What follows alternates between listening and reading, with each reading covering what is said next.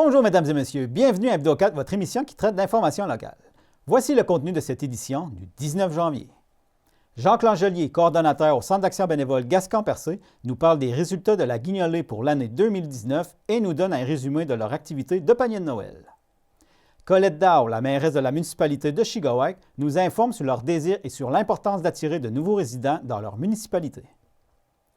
Suzanne Bourgette, intervenante à la Société Alzheimer Gaspésie-Île-de-la-Madeleine pour le point de service du Rocher-Percé, nous parle à l'occasion du mois de janvier, mois de la sensibilisation à la maladie d'Alzheimer. Manon Lebrasseur, coordonnatrice pour l'Association Épilepsie Gaspésie-Sud, nous présente leur tout nouveau dépliant de sensibilisation qui concerne les déplacements sans obstacle. Et nous vous proposons une capsule sécurité FCMQ à l'occasion de la Semaine internationale de la sécurité à motoneige qui a lieu du 18 au 26 janvier cette année. Bonne émission tout le monde! Tout d'abord, nous avons rencontré pour vous notre ami Jacques Langelier, coordonnateur au Centre d'action bénévole Gascon-Percé, afin d'avoir les résultats de la guignolée pour l'année 2019 dans leur secteur, ainsi qu'un résumé de leur activité de panier de Noël. Quand même impressionnant, toute la générosité qu'ils se donnent à toutes les années. C'est très impressionnant. C'est impressionnant, la générosité est impressionnante. Puis ce qui est aussi impressionnant, c'est qu'ils sont très fidèles là-dedans d'année en année. On pourrait dire une année, par exemple, on a ramassé 25 000, on ramasse 22 000, mais c'est encore extraordinaire, c'est une fortune, 22 000 pièces. Mais c'est toujours en augmentation où ça s'est stabilisé. Si j'ai ramassé, je pense, cette année, près de 32 000, c'était comme ça l'année passée. Il y avait une bonne équipe aussi sur le terrain. Oh, il y avait une très bonne équipe, puis je me permets de les mentionner. D'abord, au fil des ans, André, je pense que tu te rappelles qu'on a commencé petit à petit, puis à un moment donné, il y a des partenaires qui se sont greffés à cette activité-là. Puis je veux souligner aussi leur rapport qui était à leur initiative. Alors, ces autres sont venus nous voir en disant, on aurait le goût de qu'est-ce qu'on peut faire. Alors, chacun s'est respecté dans ses possibilités. Alors, encore une fois, puis il y en a que je pense qu'un ou deux de plus cette année. Carrefour, Jeunesse, Option Emploi, ça, tout le monde en entend parler, ça fait des années. Sûreté du Québec, Poste de Pabot, ça n'a pas de bon sens, tout ce qu'ils peuvent faire dans une journée aussi. La Maison des jeunes de Gascon, de plus en plus, les maisons des jeunes nous sollicitent à savoir est-ce que je peux faire une part là-dedans. Alors, cette année, Maison des jeunes de Gascon et de Chandler ont participé. L'équipe de 96,3, le FM à Chandler aussi, qui sont là depuis... sont là avec la Sûreté. La Sûreté est certainement là depuis 14-15 ans. Sans arrêt. Alors, ils sont là au moins depuis ce temps-là. Nouveau depuis 2, 3, 4 ans, l'équipe CHNC de New Carlisle qui vient de faire une espèce de pont payant à la place du Havre et qui, d'année en année, augmente. Cette valeur, je ne me rappelle pas du montant, mais on a capoté quand on a vu ce montant-là. Là. Tellement les gens étaient généreux aussi. Puis c'est des bénévoles qui se greffent aussi à cette équipe-là. Alors, il y a beaucoup de bénévoles, beaucoup. Il y a le nouveau partenaire cette année, l'équipe du Centre de formation aux adultes de Chandler. Alors, encore une fois, ils nous ont appelés et ils ont dit, on entend parler de ça, on aimerait faire notre part, qu'est-ce qu'on pourrait faire? Qu'est-ce que vous avez le goût de faire? Nous autres, il nous manquerait ça. OK, on embarque là-dedans. Alors, ils ont fait, d'abord, cette année, c'était une nouveauté, tout se déroulait une journée, 5 décembre. Il n'y a pas eu de 3, 4, 5 jours d'affilée. C'était tout le 5 décembre. Il y a aussi des partenaires, André, que je voulais nommer. Des partenaires, là, d'après ce que je peux voir, là, ils seront toujours là. Garage Mogier Ford de Grande-Rivière, ça, c'est extraordinaire. Je ne peux pas compter le nombre d'années, je ne me rappelle pas. Gaspésie Mitsubishi, c'est un nouveau partenaire cette année parce qu'il est arrivé que comme on faisait l'activité sur une seule journée, il s'est avéré qu'on avait besoin de 2 véhicules. Alors, on a appelé Jean-Louis. Jean-Louis nous a dit, regarde, je vous ai déjà prêté un véhicule, c'est moins possible, pas de problème. On est allé chez Mitsubishi et il n'y a eu aucune réflexion. Le monsieur en question, dont je ne me rappelle pas le nom, là, a été d'une grande gentillesse. Il a dit, n'importe quand, vous avez besoin de nous autres, vous venez aussi. Ça, c'est un nouveau partenaire. Natrel, qui est toujours là. Les agents de l'établissement de détention de personnes, on avait parlé des jouets là, qui étaient donnés à chaque enfant sur les listes. Mais tous les enfants, grâce à ces agents-là, qui sont là quand même depuis 3-4 ans, là, ils ont reçu des jouets flambant neufs. Et souvent, on disait aux enfants, essayez de suggérer un cadeau. Alors, il y a des enfants qui ne sont pas gênés, ils ont dit, bon, moi, j'aimerais avoir telle chose. Bien, si la telle chose était, je ne sais pas, moi, 40-50 $, ils le recevaient. Parce que Il travaille extraordinaire. Art de Chandler, c'est encore pour au niveau des jouets. C'est tous des jouets flambant neufs. Super C et IGA de Chandler aussi comme partenaires qui sont là depuis des années. Ils nous fournissent maintenant ce qu'on appelle des sacs réutilisables. Parce que c'est fini les sacs de plastique, puis c'est là qu'on est rendu. Fait qu'ils nous fournissent des sacs réutilisables. En même temps, ben, c'est un message pour l'environnement. C'est combien de paniers de Noël qui étaient donnés? Bon, cette année, là, on a eu 213 demandes d'accepter. Bon, qu'est-ce qui fait qu'on va dire accepter ou pas accepter? Il y a différentes raisons à ça. Soit que je ne réponds pas aux critères, soit que je ne veux pas donner la preuve de mes revenus et dépenses. Ça peut être les deux raisons principales qui font que, ou il arrive, bon, ben c'est pas, il n'a pas 150 000, là, mais il arrive que, bon, au lieu de déclarer, je sais pas moi, un 2500 $ de revenus, ben, on a déclaré 1000 $. On a oublié de déclarer que madame recevait un montant également. Alors ça, ben, ça change la donne pour une personne à faible revenu. Alors, 213 paniers d'acceptés. Il y a des bons d'achat. Il y a eu 40 bons d'achat à 200 $, 113 bons d'achat à 125 $, 53 bons d'achat à 25 $, quand on remettait un panier. Parce que nous autres, on a un bailleur de fonds qui nous dit, si vous voulez qu'on vous aide, on ne donne pas un sou. Allez magasiner de la bouffe. Si ça coûte 5 000 $, on paiera 5 000 $. Alors, à ce moment-là, pour aider aussi, parce qu'on avait diminué la dinde, le poulet, les affaires de même, on a dit, on va vous mettre un chèque de 25 $ en plus du panier, ce qui va vous permettre, si vous avez le goût, d'aller chercher une dinde, un jambon ou d'autres choses. Il y a eu aussi 60 paniers d'une valeur de 180 à 200 $, incluant également une dinde et le bon d'achat, comme je disais tantôt. Alors, ce qui fait que si on regarde ça, là, sur les 31 500 $ qu'on a ramassés, 100% des argents ont passé là-dedans. Colette Dow, la mairesse de la municipalité de Chigowac, nous informe sur leur désir et l'importance d'attirer de nouvelles familles dans leur municipalité afin de conserver et d'améliorer une bonne qualité de vie pour ses citoyens. À Chigowac, on est une petite municipalité qui dessert moins de 300 habitants. Alors, pour continuer à offrir des services et à maintenir les services que nous avons présentement, il va falloir trouver des solutions. Des solutions, entre autres, vous savez que Chigowac, c'est zoné majoritairement zone verte. On parle de zone agricole. Pour être capable de dézoner, cette loi a été mise en vigueur depuis 1978. Écoutez, là, ça va faire 43 ans, 42 ans là, que ça existe. Puis, il faut changer la mentalité des gens. Il faut être capable de dire, bon, moi, je suis capable de me construire où je veux me construire. Parce qu'il y a eu des demandes. C'est sûr qu'il y a eu des demandes à la municipalité, qu'il y a des jeunes, entre autres, qu'il y a un jeune qui voulait se construire une maison, acheter un terrain, mais malheureusement, c'était zoné agricole. Et puis, vous savez, comme quand on est zoné agricole, je pense que la majorité des gens le savent, que c'est pas facile de dézoner. Alors, ça prend des années, puis au bout de ça, les gens se tannent ou se fatiguent, puis ils n'allent pas plus loin. Nous, ce qu'on veut faire, c'est que dézoner une partie de la municipalité de Chigowac, toujours pour offrir à nos gens des services, c'est que ce que j'ai su dernièrement, OK, que les gens peut-être ne savent pas non plus, qu'il y a eu des améliorations à cette loi-là.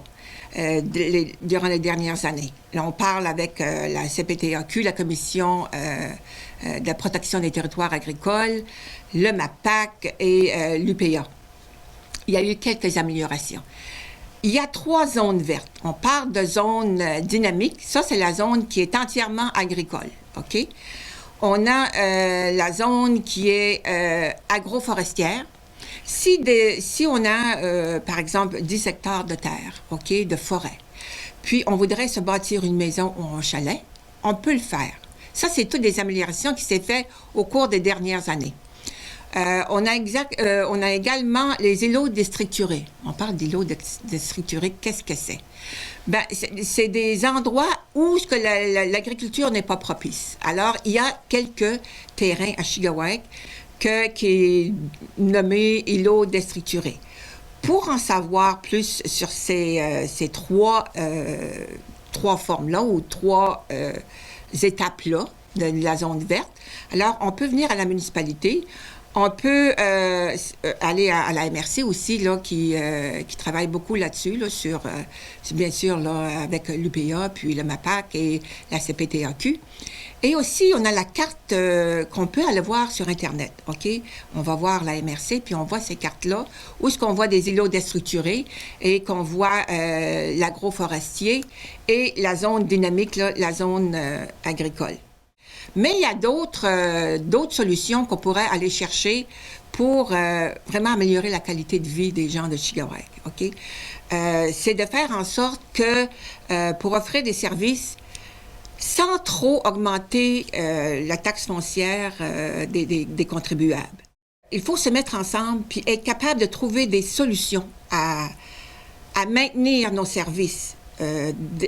Dernièrement, ça a été très difficile pour nous, à la municipalité de Chugach, d'ajouter une tarification. C'est la première fois qu'on ajoute une tarification à la municipalité. C'est sûr qu'on a les vidanges, on a la récupération.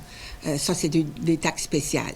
Mais une tarification, là, c'était une première fois que c'est arrivé parce qu'à un moment donné, les coûts de service augmentent et on n'a pas le choix d'augmenter les taxes. Alors, c'est malheureux, mais il va falloir justement trouver des solutions pour amener des jeunes personnes, des jeunes familles à s'installer à Chugach. Si on a 2-3 personnes qui veulent s'installer, c'est déjà là plus de taxes qui nous reviennent à la municipalité. Donc, quand on reçoit les taxes, bien c'est sûr, ces taxes-là sont pour offrir des services. Alors, c'est tout ce qu'on veut là à la municipalité de Chugach pour que ça continue à rayonner. Puis un des moyens, ça sera de dézoner une partie. Mais qu'est-ce qui a été fait au juste? Puis qu'est-ce qui s'en vient? C'est quoi les prochaines étapes? Les prochaines étapes, j'ai contacté mon préfet, M. Éric Dubé, j'ai contacté MAPAC, j'ai contacté l'UPA.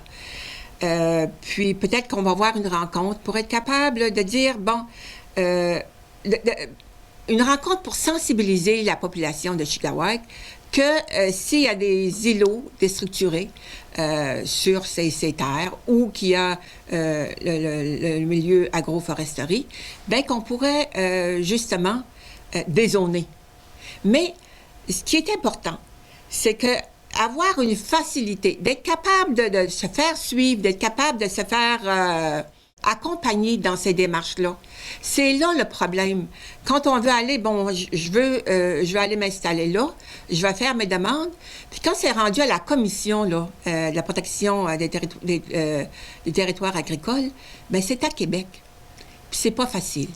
Là, on veut démystifier ça, on veut que ce soit plus facile à s'installer ou à faire une demande. Okay. Une demande de dézonage. Okay. Simplifier. Simplifier, parce qu'il y a beaucoup de personnes qui ont essayé, puis au bout de la ligne, là, ils ont laissé tomber parce que c'est des coûts d'avocat aussi, là. Ça coûte cher. Puis c'est pas nécessaire là, de tout faire ces choses-là, puis arriver avec rien là, au bout de la ligne. Je profite là, pour souhaiter une bonne année de santé et de bonheur à tous mes contribuables de la municipalité de Chugach, ainsi qu'à tout notre voisinage. Le mois de janvier est le mois de la sensibilisation à la maladie d'Alzheimer. Suzanne Bourgette, intervenante à la Société Alzheimer Gaspésie Île-de-la-Madeleine pour le point de service du Rocher-Percé, nous en parle. Le mois de janvier, c'est le mois de la sensibilisation de la maladie d'Alzheimer. Oui, exactement, à la grandeur de la province. Donc, étonnez-vous pas, il peut y avoir plein d'entrevues à la radio, à la télévision. C'est un mois important. Okay. Pourquoi c'est si important? Mais c'est parce qu'on prend le temps d'en parler. Parce qu'il y a encore beaucoup de préjugés. C'est étonnant quand même au fil du temps. Moi, ça fait 5 ans que je travaille à la Société Alzheimer et on a beau en parler, mais il y a encore beaucoup de peur, de préjugés face à la maladie d'Alzheimer, d'incompréhension. Donc, on en parle pour démystifier, pour inviter les familles à venir chercher des services de l'aide, puis surtout de ne pas s'isoler. Donc, souvent, ça m'arrive, je vais dans des familles, puis on me dit « dis pas le mot Alzheimer ». Donc, dis que tu travailles pour les aînés, ce qui est vrai. Mais donc, le mot fait toujours peur. Le mot démence fait peur aussi. Alors, dans le fond, c'est une maladie qui implique des pertes cognitives et à différents niveaux, hein, parce que les pertes cognitives ne sont pas toujours au même endroit dans le cerveau, mais les manifestations ne sont pas toujours pareilles, les incapacités ne sont pas toujours les mêmes. C'est ça, c'est complexe à comprendre et c'est un drame, hein, parce que c'est un drame parce que tu vois quelqu'un que tu aimes qui perd ses capacités intellectuelles pour finir des fois par perdre la mémoire, perdre le sens de l'orientation et ne plus être elle-même. Donc, il y a beaucoup de deuil. Et c'est une maladie qui s'étire dans le temps. Donc, il y a beaucoup de deuil à faire pour la personne atteinte, pour les familles. Donc, il faut en parler parce qu'il y a des services. Hein. Il n'y a pas de... Actuellement, l'état de la recherche, il n'y a pas de cause claire. On a des hypothèses. La recherche avance beaucoup. C'est très encourageant. Donc, il n'y a pas de médicaments pour arrêter la maladie. Il y a des choses pour ralentir les symptômes, puis il y a des choses nouvelles qui s'en viennent. Mais malgré tout, on est encore à devoir patienter un peu pour de meilleures solutions. OK. Puis là, il y a une importante levée de fonds aussi. Oui, bien c'est ça. On profite du mois de la sensibilisation. On va dans les journaux, les médias sociaux, les TV communautaires pour lancer notre levée de fonds annuelle qui s'appelle la Marche pour l'Alzheimer. La Marche pour l'Alzheimer, c'est toujours le dernier dimanche du mois de mai et cette année, c'est le 31 mai. Donc, à partir de janvier, on commence à sensibiliser les gens et on recrute des marcheurs élites et ensuite de ça, on fait des activités. Puis l'addition des sous ramassés, bien, ça donne plus la marche le 31 mai, ça fait notre levée de fonds. Et pour te dire comment c'est important, moi, ça fait 5 ans. Ça va être ma 6e marche que j'organise. Et depuis le début, là, on a triplé, même on a plus que triplé là, l'argent qu'on a ramassé. Et l'impact de ça, c'est que ça a permis de passer dans la prestation de travail là, de 2 jours semaine à 6 jours semaine. Donc, c'est comme si on a triplé le travail des intervenants dans la MRC du Rocher-Percé. C'est pas rien. Donc ça, concrètement, c'est des services aux personnes atteintes, aux proches aidants qui les entourent, puis aussi dans la communauté. On fait des présentations, on tient des kiosques, on renseigne la communauté. Ça fait que c'est pas drôle qu'il y ait de l'argent. Puis il y a tellement d'organismes dans le besoin qui font des levées de fonds. Mais les gens sont généreux, vraiment. Et chaque sou vaut son pesant d'or, je peux te le dire. Puis il y a un élément qui est très important, c'est les marcheurs élites. Pouvez-vous nous expliquer c'est quoi au juste? C'est vraiment... les marcheurs élites, c'est la base de la levée de fonds, dans le fond. Ce sont des personnes qui s'engagent à ramasser 200 $ parmi leurs amis, leurs confrères de travail, leur famille. Et qui, si leur emploi du temps leur permet, viennent marcher à Chandler le 31 mai. C'est une petite marche là, de 4-5 km, même moins. Mais ça peut être un marcheur élite, ça peut être une famille élite, ça peut être une entreprise élite. Donc, c'est pas nécessairement... Quelqu'un peut dire « Ah, moi, 200 $, je trouve ça beaucoup. » Mettez-vous en famille. On se mobilise, puis on dit cette année, nous, on décide de faire notre petite part pour la Société Alzheimer. J'ai besoin de marcheurs élites. Donc, si vous avez le goût, à titre de marcheur individuellement ou de famille ou d'entreprise, vous avez le goût, l'engagement, c'est 200 $. Ça se ramasse bien, vraiment. Et vous essayez de venir marcher le 31 mai. Ça se passe le matin. On part de la MRC. Ça se peut que cette année, je change le parcours. Habituellement, on marche autour du lac Vachon. Là, on va faire une petite différence cette année. Mais donc, si vous avez le goût d'être marcheur élite, vous m'appelez. 418-680-2161. C'est mon cellulaire, c'est très facile de m'attraper. Et ça me fera un plaisir. Donc, c'est bien simple. Vous prenez en note les donateurs, parce que moi, je fais des reçus pour les rapports d'impôts. Ça me prend le nom, l'adresse complète, le montant d'argent pour que je puisse émettre des reçus. Donc, je rappelle, une personne peut être marcheur élite, une famille peut être marcheur élite, une entreprise, puis c'est le même engagement de 200 $. Et l'addition de tout ça, plus les activités dont je viendrai parler à un autre moment donné, l'addition de tout ça, bien, ça fait des montants. L'année passée, 25 026 $. C'est énorme. C'est d'une générosité, mais ça permet de faire tellement des choses concrètes. Manon Lebrasseur, coordonnatrice pour l'Association Épilepsie Gaspésie-Sud, nous présente un dépliant de sensibilisation qui concerne les déplacements sans obstacle. Un dépliant qui vient conclure le projet Ensemble, sortant les différences de l'ombre. Le projet Sortons les différences de l'ombre, il a été éclos en avril 2016. Ce projet-là a été réfléchi parce que on s'est rendu compte qu'il y avait un besoin. Donc, de voir qu'il y avait des différences qui étaient qu'on ne voit pas à l'œil nu, qui sont non visibles. Puis c'est à partir de là qu'on a parti ce projet-là. Fait que dans le projet Sortons les différences de l'ombre, il y a eu différentes étapes à aller aujourd'hui. Les premières étapes, bien, c'est sûr qu'il y a eu la tournée de sensibilisation auprès des jeunes, les camps de jour, les garderies, etc., pour sensibiliser les gens aux différents handicaps, aux différences qui ne sont pas visibles à l'œil nu. Sur les différences. La deuxième étape, bien, ça a été de concevoir des capsules d'information par Mme Mirani Castillo, qui a fait ça en collaboration avec des personnes vivant avec différents handicaps, visibles et non visibles. Après ça, il y a eu de sensibiliser la population en plus grand nombre avec un outil promotionnel qui a été conçu, encore une fois, par Mme Mirani Castillo, puis toute l'équipe d'Épilepsie Gaspésie-Sud, puis les collaborateurs. Puis la dernière étape, ça a été de former des intervenants à partir de cet outil-là. Fait que ça a été les 4 grandes étapes, les 4 grandes phases du projet Sortons les différences de l'ombre. Fait que là, suite à ça, bien, il y a eu des discussions qui ont été entreprises. Moi, je suis arrivée. Je me suis dit, OK, on va jaser.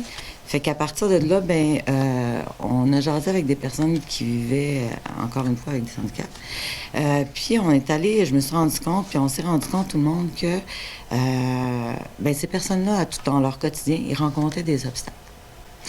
Puis que c'était pas tout le temps facile pour eux autres parce que nous, des fois, c'est des obstacles qui sont physiques, qu'on voit, mais des fois, il y a des obstacles qui sont non physiques. Fait que c'est dans ce sens-là qu'est parti le projet de concevoir un dépliant de sensibilisation sur se déplacer sans obstacle. C'est sûr que le dépliant, il n'a pas été fait pour aller cogner ses doigts à personne. Il n'a pas été fait pour aller dire aux gens vos établissements ne sont pas dans les normes, vous ne faites pas ça comme il faut. C'est vraiment un outil de sensibilisation pour dire aux gens, regardez, oui, c'est sûr que la personne qui est en fauteuil roulant, on le voit, hein, qu'elle rencontre des obstacles, mais il y a d'autres obstacles. Puis, si vous avez à faire des modifications, bien, peut-être y penser, là. Fait que c'est ça le but de sensibiliser la population avec ce dépliant-là. Puis là, il y a 2 personnes aussi qui sont pas mal impliquées dans ce projet-là. Oui, il y a Madame, les discussions d'où est sorti le dépliant, se déplacer sans obstacle. On a eu des discussions avec Madame Nadia Huard-Caillouette et Madame Vanessa Whitton, qui ont été bien fines. Puis c'est en jasant avec eux autres que je me suis rendu compte que, si bol, au quotidien, là, ils en rencontrent des difficultés, ces personnes-là. Puis on parle de eux, mais il y a différents handicaps aussi, puis difficultés. On parle de difficultés de communication, de compréhension. Les personnes qui ont des difficultés au niveau visuel, d'entendre. Il y en a plein qu'on ne voit pas comme ça tout de suite à l'œil nu, mais qui sont présentes. Puis ces personnes-là, au quotidien, rencontrent des obstacles. Fait que c'est à partir de là qu'on a ces discussions-là que j'ai eues avec eux autres qui étaient bien intéressantes, qui est venue l'idée de concevoir le dépliant. C'est quoi au juste les obstacles? Bien, un obstacle, premièrement, là, c'est pour définir c'est quoi un obstacle. Bien, c'est quelque chose qui nous empêche de faire ce qu'on veut au quotidien. Fait que si on va aller au magasin, si on va aller au restaurant, si on va à la salle de bain, un obstacle, c'est ça. C'est quelque chose qui nous empêche de faire ce qu'on aimerait faire. Fait qu'au départ, c'est ça un obstacle. Fait que comme je disais tantôt, bien, il y a des obstacles qui sont physiques, qui sont visibles, puis il y a des obstacles qui sont invisibles. Là, on parle d'obstacles communication visuelle. Ça peut être n'importe qui. Tu sais, quand on parle d'obstacles, on pense souvent aux personnes âgées. Quelqu'un qui marche avec une canne. Quelqu'un qui a un traumatisme crânien peut avoir des difficultés de compréhension d'informations. Quelqu'un qui a des difficultés à différencier les couleurs. Quelqu'un qui a eu un AVC, hein, qui a plus de difficultés avec sa mobilité. Fait que toutes ces personnes-là, quand on les rencontre, on se rend pas compte qu'ils peuvent rencontrer des obstacles. Mais ils vivent là, puis ça, c'est au quotidien, puis c'est heure par heure, minute par minute. Ils doivent apprendre à vivre avec ces obstacles-là. Puis nous, bien, en tant que société, on a le mandat aussi d'essayer de corriger ça puis d'aider à améliorer leur vie au quotidien aussi, là. Fait que le projet, le dépliant, il a été conçu en collaboration. C'est sûr qu'il nous a été permis de le faire grâce à nos communautés. Dans les plans de communauté de la MRC d'Avignon puis de la MRC de Bonaventure, une des priorités, c'est l'accessibilité. Fait que c'est de là qu'est venue la possibilité de concevoir ce dépliant-là puis de publicité. Ils nous ont permis le financement pour être capable de le faire. Puis ça reste une priorité là, pour ces deux MRC-là. Okay. Puis les dépliants au juste sont disponibles où? Bien, ils vont être, il y en a qui ont été distribués. Il va en avoir dans les CLSC, dans les organismes, mais à tout moment, le dépliant est disponible là, à l'Association Épilepsie Gaspésie-Sud. Il y a déjà une distribution qui a été faite là, à Passepébiac, justement avec Mme Nadia Huard-Caillouette, qui est venue avec nous dans les commerces, remettre le dépliant, puis rencontrer les propriétaires puis les gérants pour voir avec eux autres s'il y avait des choses à modifier ou des choses comme ça. Puis à notre surprise, puis on est bien fiers de le dire, c'est qu'il y a des personnes qu'on a félicitées parce que c'est beau ce qu'ils ont fait, puis il y en a qui ont des projets d'amélioration. Fait que ça, là, c'est formidable là, quand on fait ce parcours-là de sensibiliser, de voir qu'il y a des changements qui sont là, puis il y a des changements qui s'en viennent aussi, là. Du 18 au 26 janvier, c'est la Semaine internationale de la sécurité à motoneige. Nous vous présentons donc cette capsule sécurité FCMQ pour l'occasion.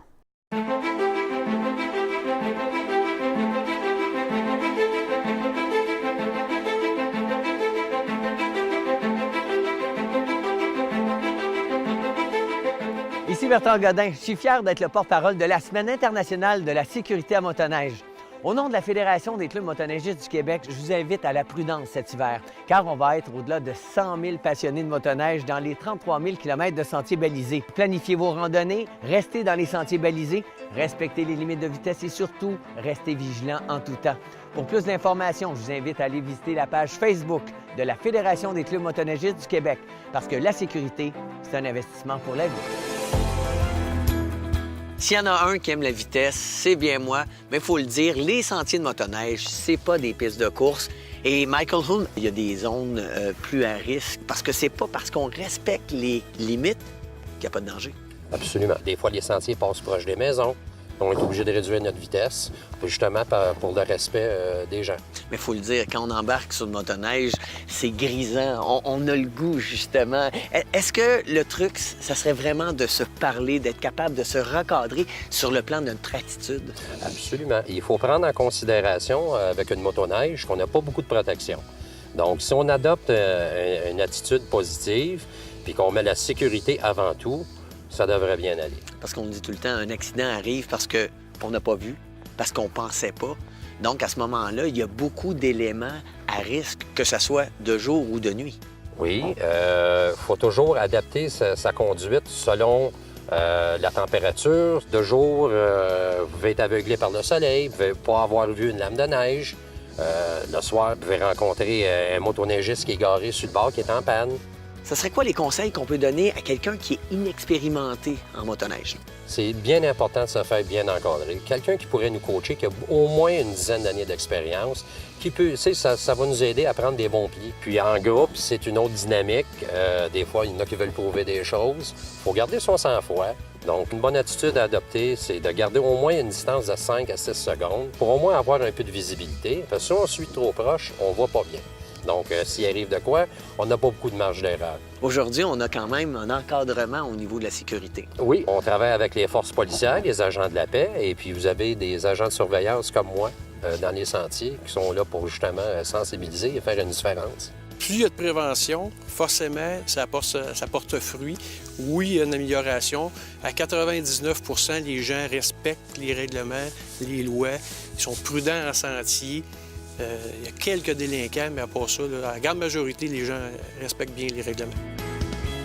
Et on a, je pense, le paradis pour la motoneige. Mais il faut dire que le respect des limites va aller dans le sens du respect des gens qui prêtent leur terrain pour que les sentiers puissent passer à des endroits magiques. Oh oui, absolument. Les droits de passage peuvent être en péril, tout dépendant l'attitude que le motoneigiste adopte. On est content que les gens nous laissent passer sur leur terre. Puis de notre côté, On fait attention pour le bruit et ces choses-là. Tout le monde peut vivre en harmonie avec ça.